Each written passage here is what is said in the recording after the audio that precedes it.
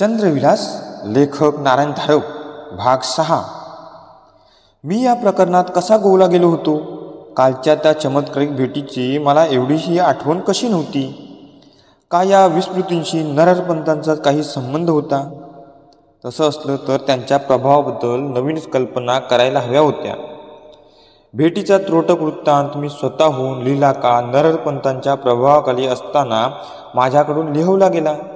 कशासाठी? मग लपवून का ठेवला होता? आधी विस्मृती, मग त्याची नोंद, मग नोंद लपवणं, सर्व विसंगती नव्हती का? पण शेवटी चांदीची ती चमत्कारिक मूर्तीच सारखी नजरेसमोर येत होती. कारण धुकं विरळ होऊन पलीकडच्या आत्तापर्यंत अज्ञात असलेला काही प्रदेश अस्पष्टपणे दिसायला लागावा, तशी ती मूर्ती मला अस्पष्टशी दिसायला लागली होती.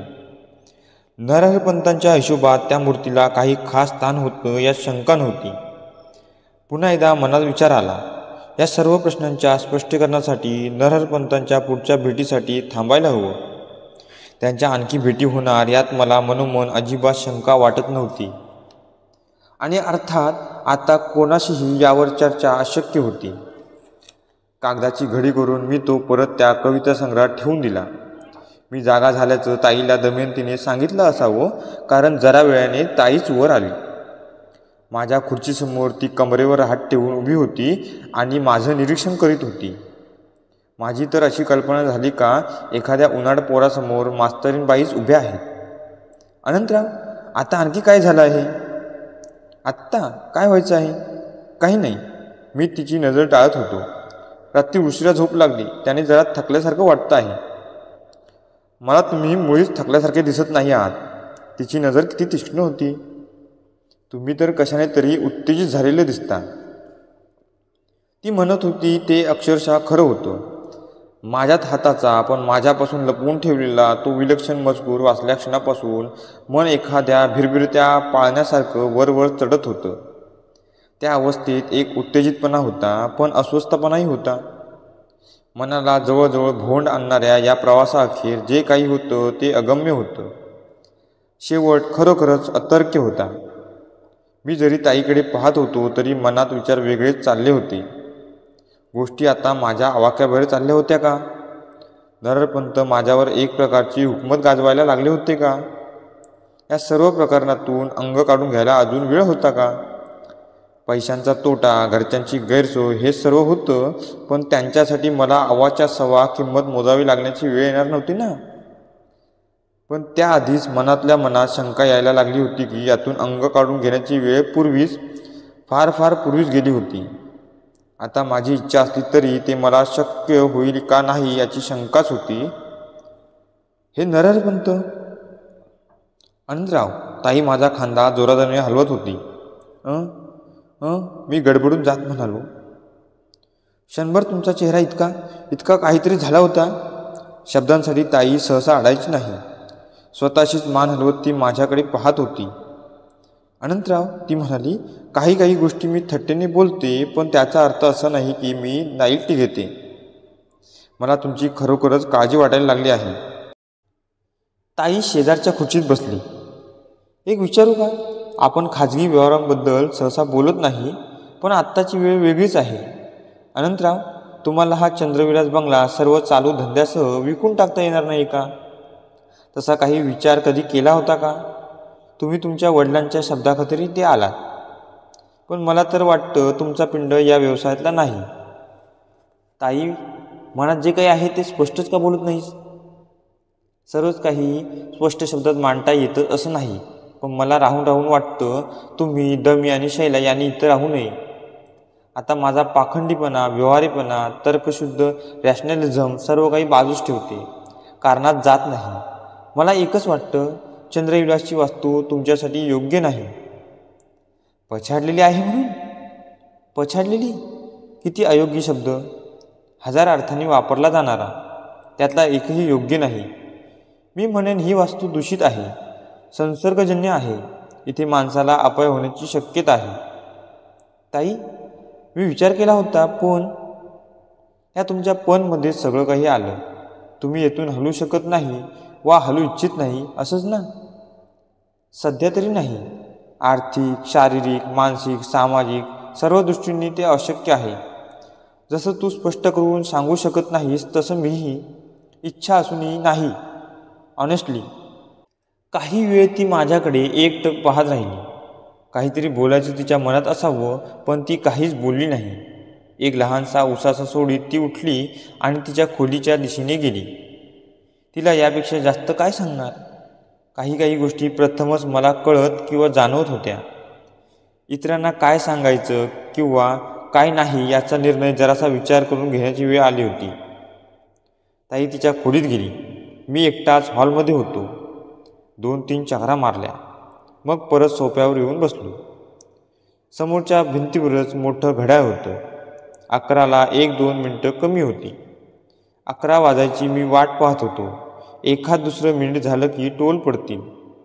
असं एखाद दुसरं मिनिट थांबता थांबता जगात आजवर लाखो कोटी तास फुकट गेले असतील. मोठा काटा जवळजवळ 12पाशी पोहोचला होता. काचेच्या लहान चौकोनातून लंबक दिसत होता. मागे पुढे होताना मध्येच एकदा चमकत होता. पण त्याची गती मंदावलीशी वाटली. काही क्षणानंतर तर शंकाच राहिली नाही. मंदावत शेवटी त्याची गती पूर्णपणे थांबली. तो स्थिर झाला. इतरही सर्व आवाज, एवढंच नाही, सर्व हालचाली थांबल्या होत्या. प्रकाश कमी होत चालला होता. अर्थात हालचाली थांबल्यावर प्रकाश लहरीही स्थिर होणारच. सभोवताली काळोख दाटून येत होता. ही त्या नरहरपंतांचीच किमया होती का? हे जागेपणाचं स्वप्न असण्याची शक्यता होती. भासाचाही प्रकार असण्याची शक्यता होती. पण मला तसं वाटत नव्हतं. नरहरपंतांचे यापूर्वी अनुभवास आलेले प्रताप पाहता तेच यामागे असावेत अशी माझी खात्री होत होती. मी एका निष्काल किंवा बाह्य अशा मितीत किंवा परिमाणात खेचला गेलो होतो. नेहमीच्या जगातून पूर्णपणे अलिप्त, त्यापासून सर्वस्वी अस्पर्श अशी अवस्था. या आवळून आलेल्या अंधारात माझी अस्मितेची ठिणगी हीच माझ्या अस्तित्वाची एकमेव खूण होती. पाशरहित वाऱ्यावर तरंगणाऱ्या एखाद्या धुलीकणासारखी. मग ही अस्तित्वाची जाणीव कशी मागे राहिली? मेंदूच नव्हता तर ही स्मृती कशी मागे राहिली? येथे कुठेतरी काही विसंगती नव्हती का? खाली एक देखावा साकारत होता किंवा माझ्या जाणीवेसाठी प्रक्षेपित केला जात होता. पूर्वी एकदा मी हेच पाहिलं नव्हतं का? चंद्रविलासचीच वास्तू, पण एखाद्या पारदर्शक पस्पेक्स प्लॅस्टिकच्या प्रतिकृतीसारखी. छपरातून पार तळमजल्यापर्यंत सर्व काही नजरेला खुली असणारी, पण त्यांच्या श्यामदानांच्या झुंबरांच्या काचेच्या दिव्यांनी पिवळसर प्रकाशाने उजळलेली. खालच्या मजल्यावर एका लहानशा खोलीत एका बैठ्या डेस्कपाशी नरहरपंत बसले होते. खांद्यावर एक नक्षीकामाची शाल होती. डेस्कपाशी बसून बोरू नेते काहीतरी लिहित होते. आवाज येत नव्हता, पण कागदावर चमकदार काळ्या अक्षरांच्या ओळीमागून ओळी उठत होत्या. त्यांचं लिखाण संपलं. एका तांब्याच्या बसक्या भांड्यातली रेती त्यांनी कागदावर पसरली. बोटाने टक करून सारखी केली. मग कागद उचलून रेती परत त्या भांड्यात ओतली. मग कागद घेऊन ते उभे राहिले. त्यांच्या डोक्यावर एक खूप मोठी आडवी तुळई होती. तुळईपाशी त्यांनी काहीतरी केलं. त्याचा हात खाली आला तेव्हा हातात कागद नव्हते. खर खर ठन ठन आवाजाने मी भानावर आलो. घड्याळात 11चे टोल पडत होते. म्हणजे सर्व प्रकार 15-20 सेकंदात आटपलाही होता. काळाच्या त्या लहानशा फटीतून नरहरपंतांनी माझ्या वैयक्तिक जाणीवेत प्रवेश मिळवला होता आणि मला ते दाखवलं होतं. अर्थात माझ्या करमणुकीसाठी खासच नाही, त्यांचा काही खास हेतू असल्याखेरीज नाही. जसा पूर्वी त्यांनी मला त्यांना त्यांच्या मृत्यूनंतर त्या समाधीच्या जागी पुरल्याचा देखावा दाखवला होता, तो कशासाठी याचा नुसता विचारही शरीरावर काटा आणत होता. आत्ताचा प्रकार त्या मानाने खूप साधा, सोपा होता. काही कागद त्यांनी त्या खोलीच्या गुप्त जागी ठेवले होते. ती जागा त्यांनी मला दाखवली होती. अर्थ उघड होता. त्या गुप्त जागेतून मी ते कागद काढायचे होते आणि ते काढून वाचणार यात काही शंका नव्हती. माझं कुतूहल चाळवून मध्येच भीतीचा वापर करून त्यांनी मला या जाळ्यात बरोबर गुंतवलं होतं.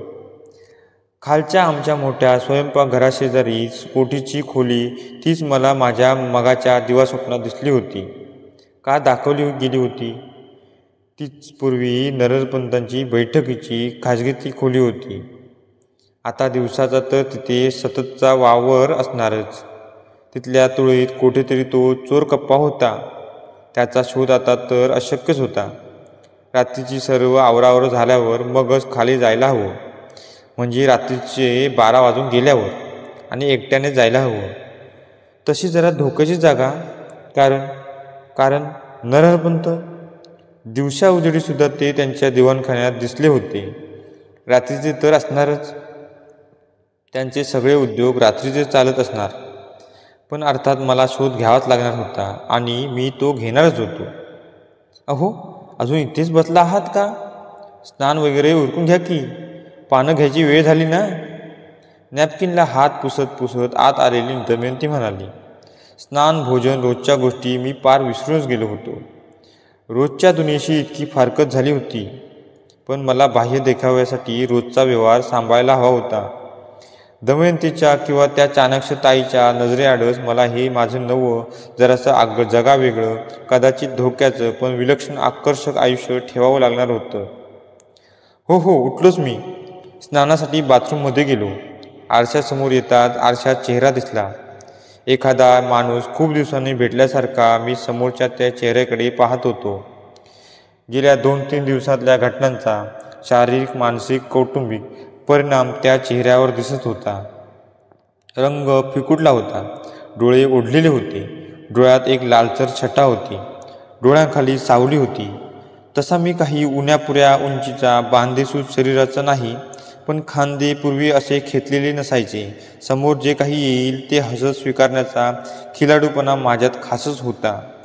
पण आता समोर काय येऊन घातलं आहे त्याची पुसटशी जाणीव झाल्यावर आपला धीर खचल्यासारखा झाला होता का? दाढी करता करता मनात विचार येत होता. किती विचित्र योगायोगाच्या मार्गाने मी या स्थळी या क्षणी येऊन पोचलो होतो. वास्तविक मी नोकरदार, पण बाबा मित्राला उसने पैसे देतात काय? तो धंदा बाबांच्या नावे करतो काय? बाबा अचानक जातात काय? मी त्या व्यवसायाचा मालक म्हणून या प्राचीन पछाडलेल्या वास्तूत येऊन स्थायिक होतो काय? स्नान झाल्यावर मी खाली एक चक्कर टाकून आलो. नोकर वर्ग इतर वेळी कसाही वागत असला तरी मालकावर आलेल्या या कठीण प्रसंगी ते आपली कामं इमाने इतबारे चोखपणे करत होते. तेवढ्या प्रमाणात माझ्यावर भार हलका झाला होता. 12 वाजता आम्ही जेवायला बसलो. नेहमीप्रमाणे शैलाबाई हजर नव्हत्याच, पण आत्ताच प्रकरण धसाला लावण्याची वेळ नव्हती, निकडही नव्हती. मी घरातला कर्ता माणूस. मीच जरा माझं रुटीन आणि माझ्या वेळा पाळत नव्हतो तर इतरांना दोष कशासाठी द्यायचा? आज जातानाच ठरवलं होतं की इतरांना विश्वासात घ्यायची वेळ आता गेली आहे. गोष्टी तार्किक, साधक-बाधक चर्चेच्या पलीकडे पोहोचल्या होत्या. मी मनोमन एक मूकसंमती दिली होती, कमिटमेंट केली होती. त्या मार्गावरून मी आता ढळणार नव्हतो. जेवताना ताईची तीक्ष्ण नजर मला जाणवत होती, अस्वस्थ करीत होती. तिचा अपेक्षित प्रश्न आलाच. अनंतराव, जरा अपसेट, अस्वस्थ झालेले दिसत आहात. ताई, रुटीन जे एकदा विस्कटलं त्याची अजून घडी कोठे बसते आहे. शिवाय रात्रीचं जागरण, सकाळची अवेळी झोप. मला वाटतं बाबांचा 13वा-14 होऊन गेल्यावर मनाला जराशी स्वस्थता येईल. निदान मला तशी आशा आहे. दमीने सांगितलं ना आम्ही काही दिवस राहणार आहोत ते? सांगितलं ना. खरं तर माझ्यापेक्षा तिलाच जरा दिलासा मिळेल. मी आपल्या नादिष्टपणाने वागत असतो. तिच्याकडे फारच दुर्लक्ष झालेलं आहे एवढ्यात. जाता जाता आडवळणीपणे मी बऱ्याच गोष्टी सूचित करीत होतो.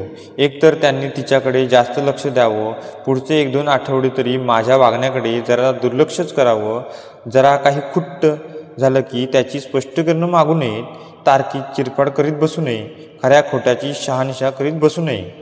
मला माहीत नाही माझ्या या प्रयत्नात मी कितपत यशस्वी झालो ते. 10:30 वाजता माझी खालची शेवटची चक्कर झाली. शेवटची बस 10 वाजता तिठ्यावर जात असे. रात्रीच्या रातराण्या चंद्रविलासवरून धावत असत, पण थांबत नसत. धंदा आकर्षक होता, पण त्या मानाने श्रम आणि कटकटी फार होत्या. कोठी घरात मी 5-7 सेकंद जास्त थांबलो असेन, पण तितकंच. शोध घेण्याची ही वेळ नव्हती. मी वर आमच्या खोलीत बसलो.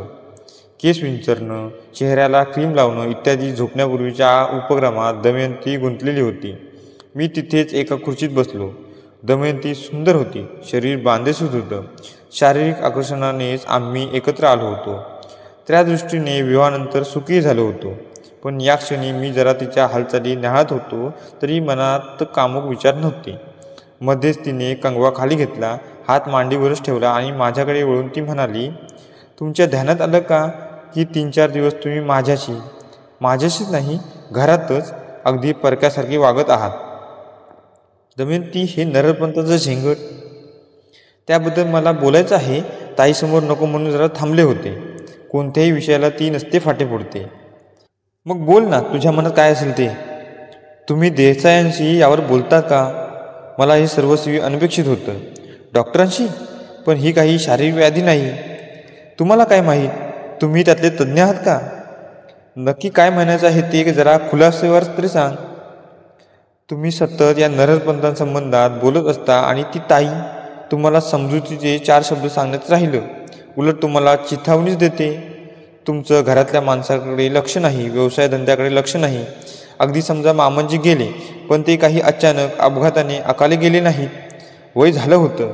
एकदा अटॅकही येऊन गेला होता. माणसाने इतकं भान विसरावं? अजूनही तू आडूनच बोलते आहेस. तिच्या बोलण्याचा रोग मला ज्या लक्षात आला होता, पण ते मला तिच्या तोंडून वधवून घ्यायचं होतं. मग ऐका तर, हे भासाचं प्रमाण दिवसेंदिवस वाढत चाललेलं आहे. मला तरी ही लक्षणं चांगली वाटत नाहीत.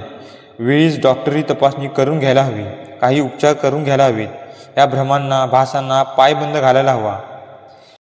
मी सावकाश खुर्चीत मागे रेलून बसलो. हाताची छातीवर जुडी करून तिच्याकडे एकटक नजरेने पाहत म्हणालो, स्पष्ट शब्द सांगायचं म्हणजे मला भ्रमवेड्याचे झटके येतात असं तुला म्हणायचं आहे. आणि ते आत्ताच आटोक्यात आलं नाही तर मी ठार वेडा होईल अशी तुझी समजूत झालेली आहे. दमयंतीने यापैकी कशाचाच इन्कार केला नाही, पण तिची नजरही वळली नाही किंवा ढळली नाही. दमयंती, नीट ऐक. मी तुला जास्त खोलातला तपशील सांगत नाही. तुझी पाचावर धारण बसेल. पण ऐक, हा साधा भासांचा प्रकार नाही. त्यापेक्षा फार गंभीर आहे. आता पुन्हा हे सांगणार नाही किंवा त्यावर चर्चा करणार नाही. शेवटचं ऐक. 150 वर्षांपूर्वीच्या काही भयानक घातकी घटनांची मला जाणीव होत आहे. त्यातल्या काहींचा मी मूक साक्षीदार होत आहे. आता तरी माझ्या हातात काही नाही. माझी अवस्था प्रवाहपतितासारखी झालेली आहे. पण मी मागे सरणार नाही. रागावू नकोस, पण निदान माझ्या संबंधात अशा काही अफवा तरी पसरवू नकोस. दमयंतीला खासच संपूर्ण अनपेक्षित शब्द.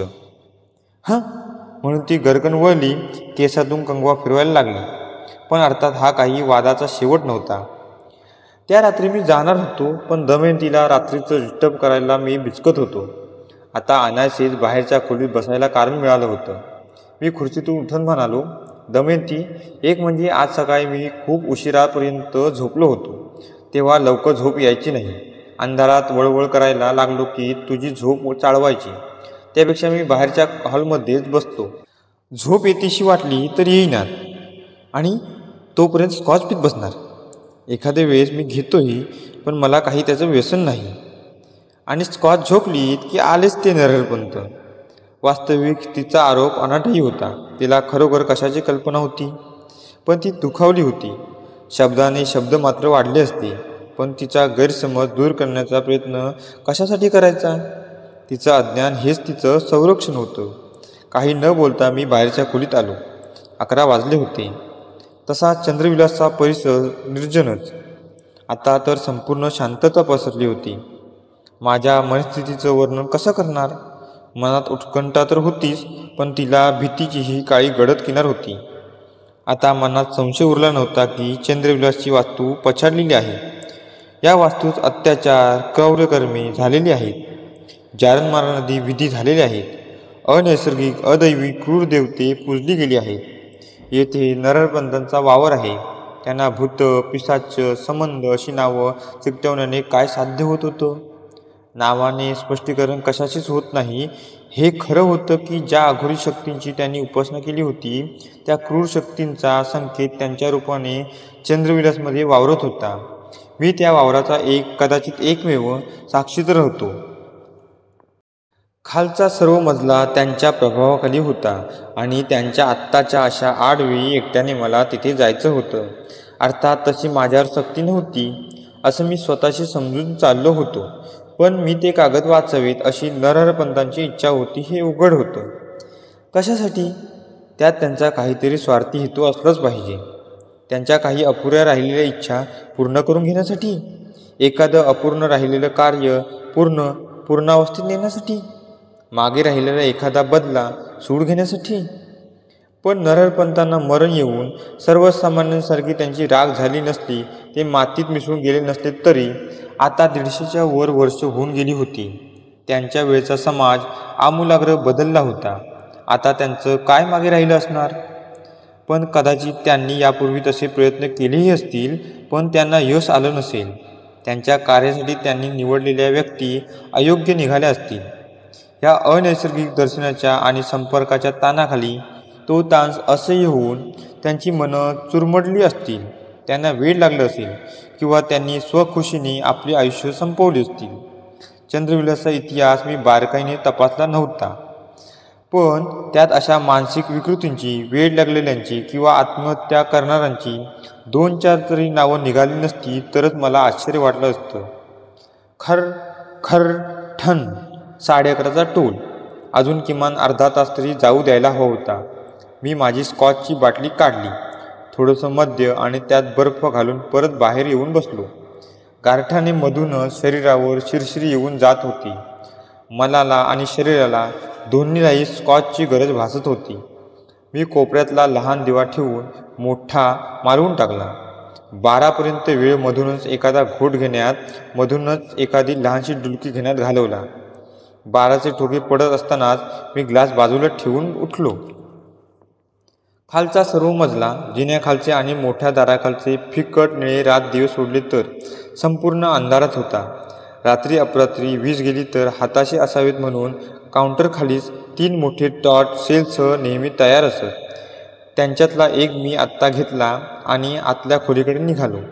डायनिंग हॉलचा दरवाजा अर्धवट उघडा होता. क्षणभर मनाला मोह झाला की दारातून प्रकाशाचा झोत आत टाकून पाहावं, पण वेळीच स्वतःला आवरलं.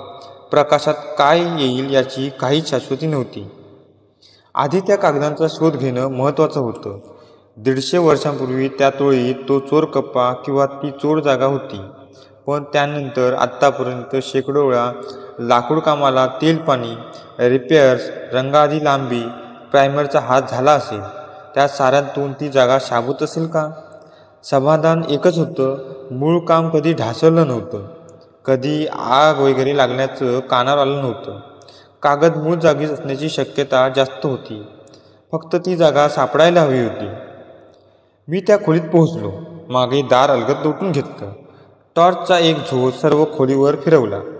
खोली अर्थात रिकामी होती. मग टॉर्च मालवून, डोळे मिटून मला त्या दिवास्वप्नात नरहरपंत खोलीत नेमके कुठे उभे राहिलेले दिसले होते ते आठवण्याचा प्रयत्न केला. खोलीत तुळ्या 2 होत्या. त्यापैकी दारापासून जास्त अंतरावर जी होती तिच्या खाली नरहरपंत उभे राहिले होते.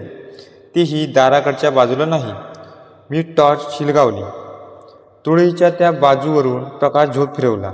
सर्वच्या सर्व पृष्ठभाग गडद काळा, नितळ, तकतकीत एकसंध दिसत होता. खाली प्रकाश फिरवताच कोपऱ्यातल्या गुळाच्या ढेपेवर गुळाचे खडे फोडण्यासाठी ठेवलेली लोखंडी कांब दिसली. ती हातात घेऊन तिथे मी तुळईचा एक भाग टॅप करून तपासला. लाकूड जुनं, खणखणीत होतं. ठण ठण आवाज येत होता. मध्येच एकदा बद आवाज आला. कांबीने टोकरताच रंगाखाली लांबीचा थर लागला. लांबी ही कितीतरी वर्षे तिथे होती, वाळली होती. कांबीने टोकरून तिचं भुसकट पाडलं. मग एकदम शेवटचा थर धबदिशी खाली पडला. समोर सुमारे 3 बाय 2 इंचाची पोकळी उघडी होती आणि पोकळी उघडी पडताच फस आवाज करीत दुर्गंधयुक्त हवेचा आत कोंडला गेलेला भपकारा चेहऱ्यावर आला होता. आतून आलेला वांतीचा उमाळा दाताखाली ओठ दाबून धरून कसा तरी आवरून धरला. मनात कल्पना आली ती आत शिरलेल्या आणि बाहेरून दार बंद होताच आत गुदमरून मरण पावलेल्या उंदीर इत्यादींसारख्या एखाद्या लहानशा प्राण्याची होती.